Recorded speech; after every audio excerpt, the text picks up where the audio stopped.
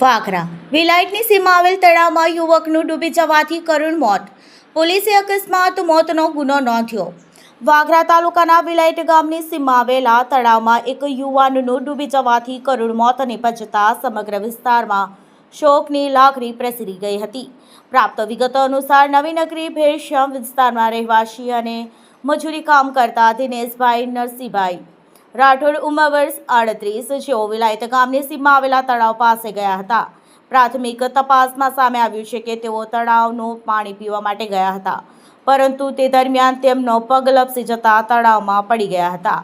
ઘટનાની જાણ થતાં જ સ્થાનિક લોકો તથા પોલીસ તંત્ર દોડી આવ્યું હતું.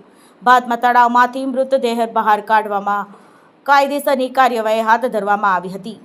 પોલીસ નોંધ મુજબ તારીખ 10/6/2025ના સવારે લગભગ 10 વાગ્યાથી તારીખ 11/6/2025ના સવારે 8 વાગ્યા દરમિયાન કોઈ સમયે આ દુર્ઘટના બની હોવાનું નોંધાયું છે. વાગરા પોલીસ દ્વારા અકસ્માત મોતનો ગુનો દાખલ કરી વધુ તપાસ શરૂ કરવામાં આવી છે. આ દુઃખદ બનાવે મૃતકના પરિવારજનોમાં પણ આભ ફાટી પડ્યું હોય તેવી સ્થિતિ સર્જાઈ હતી.